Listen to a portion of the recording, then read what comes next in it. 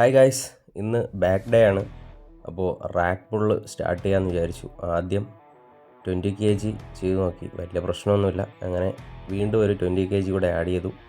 അതും വലിയ പ്രശ്നമൊന്നുമില്ലാതെ ചെയ്യാൻ പറ്റി. വീണ്ടും ഒരു 20 kg കൂടെ ആഡ് ചെയ്തപ്പോൾ അത്യാവശ്യം വെയിറ്റ് ഫീൽ ചെയ്യുന്നുണ്ട്, എന്നാലും കുഴപ്പമില്ലാതെ ചെയ്ത് ഫിനിഷ് ചെയ്യാൻ പറ്റിയിട്ടുണ്ട്. അടുത്ത് ലാറ്റ് പുൾ ഡൗൺ ചെയ്ത് നോക്കി. വലിയ പ്രശ്നമല്ല, ചെറിയ വെയിറ്റിലാണ് സ്റ്റാർട്ട് ചെയ്തത്. കുറേ നാൾക്ക് ശേഷമല്ലേ ചെയ്യുന്നത്. പക്ഷേ വലിയ പ്രശ്നമൊന്നുമില്ലാതെ വെയിറ്റൊക്കെ പോകുന്നുണ്ട്. എന്നാലും ചെറിയ വെയിറ്റിൽ ചെയ്യാമെന്ന് വിചാരിച്ചു. 3 സെറ്റ് ചെയ്ത് നോക്കി. മുമ്പ് ചെയ്ത് വെച്ചിട്ടുള്ള ഒരു മസിൽ മെമ്മറി ഉള്ളതുകൊണ്ട് കാണാനൊക്കെ ഒരു രസം തോന്നുന്നുണ്ട്. എനിക്ക് എൻ്റെ ബോഡിയിലെ മസിൽസൊക്കെ ഫ്ലെക്സ് ചെയ്ത് കണ്ട് വർക്കൗട്ട് ചെയ്യുന്നതാണ് എനിക്ക് ഏറ്റവും ഇഷ്ടം. അതാണ് ഞാൻ ഈ സ്ലീവ്ലെസ് തന്നെ ഇട്ട് വർക്കൗട്ട് ചെയ്യാൻ കാരണം.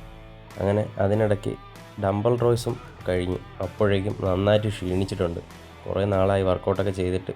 ഡയറ്റും വാട്ടർ ഇൻടേക്കും ഒന്നും പ്രോപ്പറല്ല. അതെല്ലാം പതിയെ പ്രോപ്പറാക്കി കൊണ്ടുവരാം എന്നാണ് വിചാരിക്കുന്നത്. എല്ലാം സെറ്റായിട്ട് വർക്കൗട്ട് ചെയ്യാമെന്ന് വിചാരിച്ചാൽ അതെന്തായാലും നടപ്പുള്ള പരിപാടിയല്ലാന്ന് എനിക്കറിയാം. ഞാൻ നന്നായിട്ട് ക്ഷീണിച്ചിട്ടുണ്ട്.